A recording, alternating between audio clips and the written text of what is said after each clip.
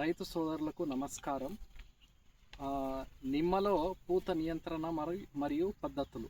దేనికంటే నిమ్మలో అధిక దిగుబడి మరియు నాణ్యత రావడానికి మనం ఏం చేస్తామంటే పూత ఎక్కువగా రావడానికి జిబ్బరెలిక్ యాసిడ్, పొటాషియం నైట్రేటు, సైకోసిల్లు, తర్వాత 13-045 13-045 ఇవి మనము ఎందుకు స్ప్రే చేస్తామంటే ఎండాకాలంలో, వేసవి కాలంలో మనకు నిమ్మ యొక్క దిగుబడి ఎక్కువగా పెరగాలంటే మనం ఈ మందులు స్ప్రే చేయాల్సి వస్తుంది.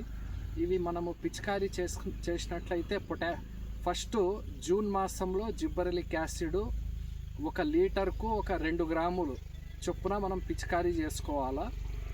తర్వాత ఆగస్టు నెలలో వచ్చేసి పొటాషియం నైట్రేటు 5 గ్రాములు లీటర్ నీటికి పిచికారీ చేసి, అక్టోబర్ లేదా నవంబర్ మాసంలో సైకోసిల్లు 1 లీటర్ నీటికి 2 ml చొప్పున మనం పిచికారీ చేసుకున్నట్లయితే దానిమ్మలో అధిక పూత మరియు పిందె రాలడం ఆగిపోతుంది.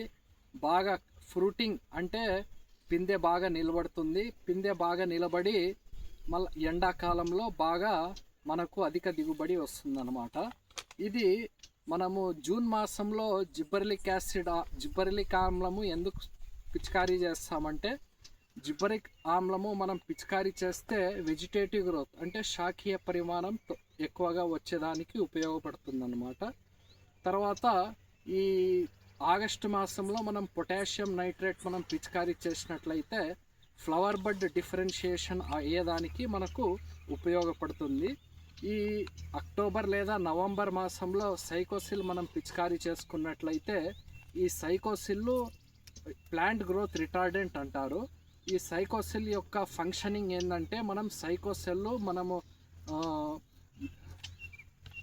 ఏ మామిడి కానీ దానిమ్మ కానీ తర్వాత నిమ్మలో కానీ మనం పిచికారీ చేసినట్లయితే సైకోసిల్లు ఇది వెజిటేటివ్ గ్రోత్ శాఖీయ పరిమాణాన్ని తగ్గిస్తుందన్నమాట.